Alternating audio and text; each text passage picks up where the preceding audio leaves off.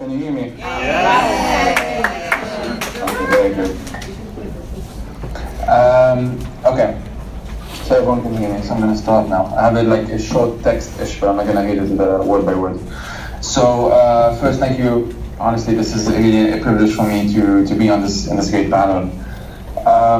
Although I have been following both struggles, the Palestinian and the Syrian one, for a long time, or what seems to be like a very long time these days, I know that the panelists are much better placed to speak of this, as you have heard so far, and Jihad is going to prove it as well.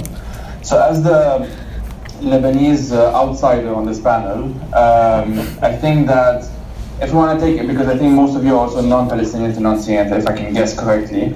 So I think that we, the non-Palestinians and non-Syrians, who are trying to be ally of both causes at the same time, we need to really ask ourselves very deep questions, and we need to try and understand why the left, as a broad category, generally speaking anyway, seems to have abandoned any pretense of solidarity when it comes to Syria, as both speakers before me have illustrated quite well, actually. Any pretense of solidarity with the oppressed, which seems to be, supposedly, should be anyway, quite a fundamental value to any so-called left-wing movement.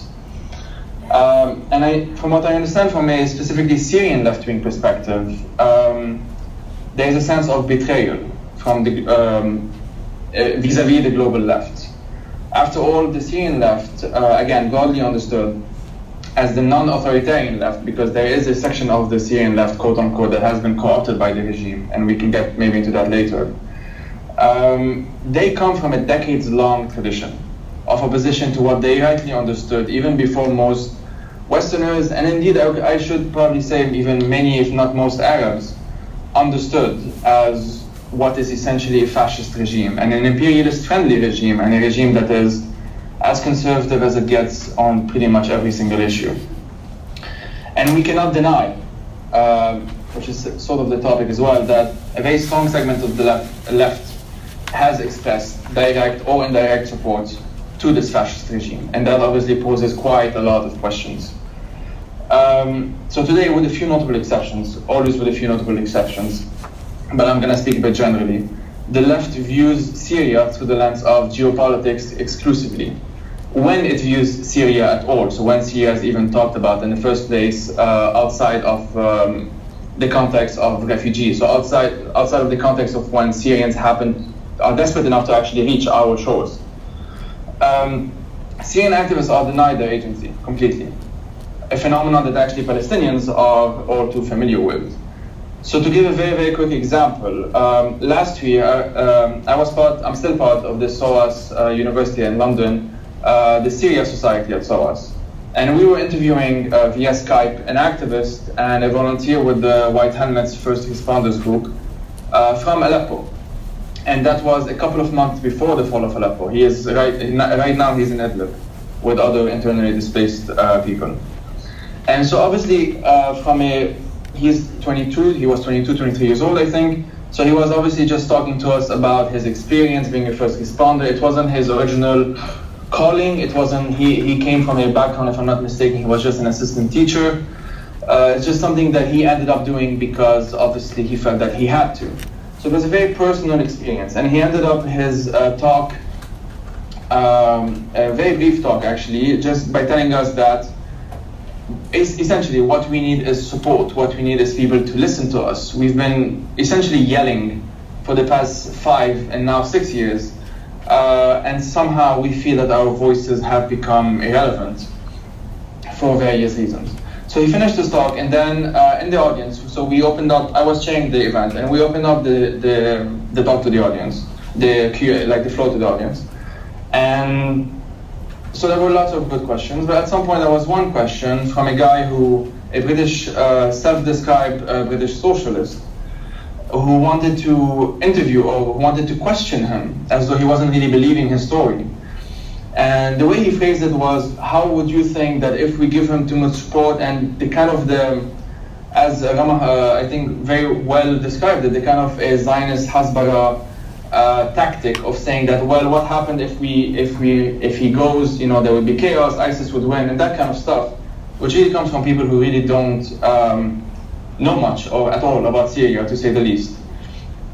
And he kept on pressing him, asking him about geopolitics, asking him, what do you think about Russia and this and Iran and that and this, and what happens if the West does this and doesn't do that and that kind of stuff.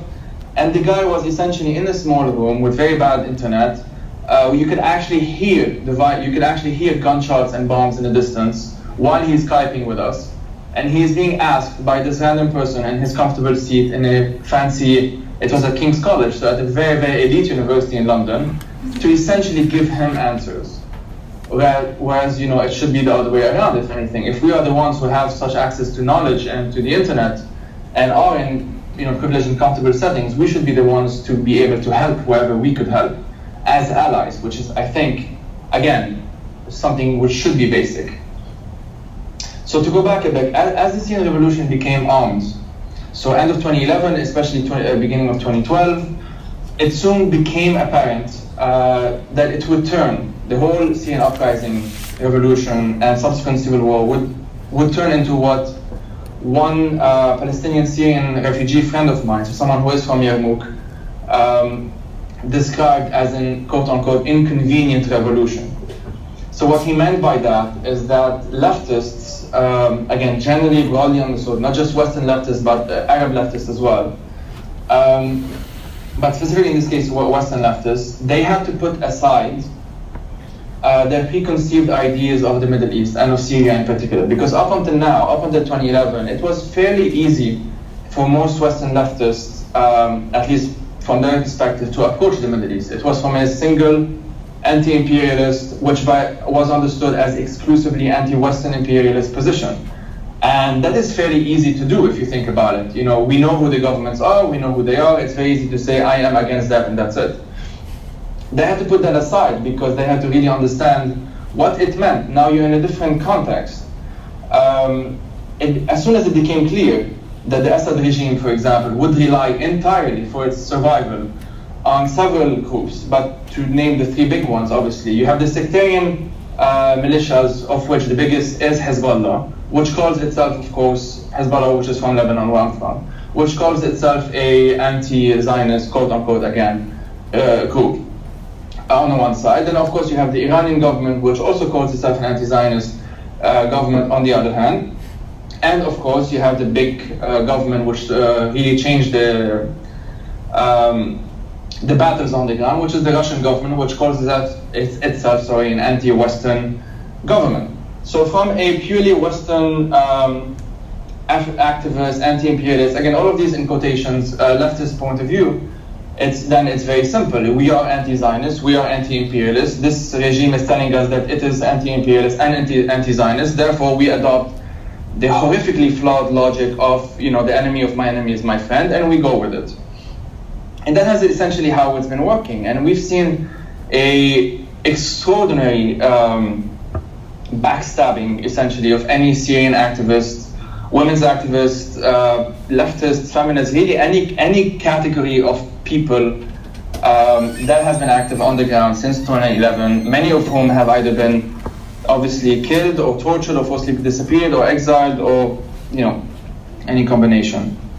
So as we progressively, as we abandoned some of our most fundamental left-wing instincts, so to speak, it became very easy for the regime and its apologists, i.e. its cheerleaders online, which you can really see an army of trolls online these days, to push for this anti-imperialist narrative. While heavily relying on imperialist Russia, and at the same time to push for a quote-unquote anti-sectarian narrative, while heavily relying on sectarianism at home and abroad. People forget that in some of the massive major battles, like the Battle of Aleppo, which ended up with the fall of Aleppo, many, if not most, of the quote-unquote regime forces were pro-regime forces that are themselves Iranian-backed, and they are entirely sectarian forces, or mostly anyway, the vast majority. So those of us who were familiar, with the Palestinian struggle longer than we have been familiar with the Syrian struggle, we immediately recognize some of the language being used by Assadists or pro-Assad apologists online, for example. And that is essentially the typical, as Rama has said, basically Zionist 101 tactics. And that is the Israeli Hasbara playbook, which we thought the Zionists and their supporters have mastered, but we really found ourselves with yet another challenge. And the only exception is that in this case, it came from, quote unquote, the left. So we should really not forget how this started. We should really look at the development, the evolution of the narrative, this so-called, again, anti-imperialist, all of which has to be in quotations, narrative, because it has nothing to do with imperialism. We can think of many, many examples and compare the outrage when Trump launched those airstrikes at this airbase, which was functional the next day or something like that. Didn't really do much different. It was mostly a symbolic gesture. And we saw, again, the hashtags, hands off Syria and all of those things immediately exploding and protests and everything. And yet that was something like the 8,000 airstrikes since 2014 when Obama started bombing Syria. And we saw something like 2-3 weeks before that airstrike, which didn't have any civilian casualties. There was a massive massacre in the outskirts of Aleppo of a mosque, which Trump, it was a Trump airstrike. I forgot the number of victims, but it was in the dozens, and we didn't really see any outrage of the same scale. So Syrians were obviously joking in a very morbid way that essentially a Syrian airbase has a higher value in the minds of many Western leftists than an actual Syrian person. So the panel, to remember a bit how this all started, we should remember that before the right or the far right in Fortress Europe, in the West in general, and the US included, started really smearing refugees as, speaking of them as demographic threat and all of those dehumanizing words, there was a very, very similar language already being used to attack and discredit essentially any person in Syria, armed brown men or women even in the beginning, that dared to take up arms against the regime, because the big priority was not that they had to defend themselves. The big priority for many of Western leftists was where did they get the guns from. If they got the guns from the regime, which is how it started with the initial formations of the FSA, then that was somehow tolerable. But then after that, they couldn't keep up, and they had to ask for foreign armaments, and that's when it became, as to quote again the Palestinian Syrian refugee comrade of mine, an inconvenient revolution. So this panel argues, and I'll try and wrap it up like this, this panel argues that Palestinians and Syrians need each other to build an effective and lasting resistance against Zionism, dictatorship, and imperialism. Opposing all three is what is key here.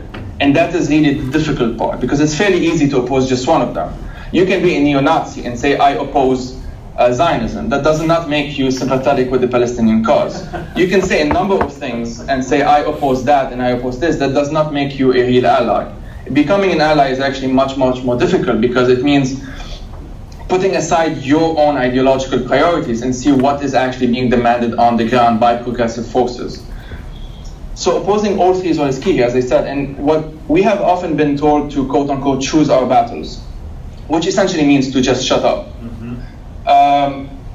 Because we have to ask ourselves, what does it mean? What does the liberation of Palestine mean? If the word liberation of Palestine, if the concept of Palestinian liberation is being co-opted by fascist regimes or sectarian militias, we have to understand what does it mean if this is being used, like as they mentioned, one of the main branch of the Mukhabarat, the intelligence agency in Syria, is called the Palestine branch. So what does it mean?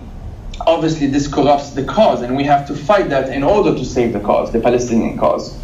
Because at the end of the day, if this is what is being used to imprison, to torture, to forcibly disappear, to exile, to murder Syrian activists, many of whom have stood in solidarity with Palestinians in the past, we have to fight that. And as I think Ramah mentioned this, Hezbollah's leader Hassan Nasrallah famously repeats the sentence, the road to Jerusalem passes through Aleppo. And we have to ask ourselves, what does that mean, given that we know that the road through Aleppo is being built on corpses. So this is a narrative that to a certain extent has succeeded. And we can say that it has claimed a very, even though it might be partial and temporary, but a very loud victory.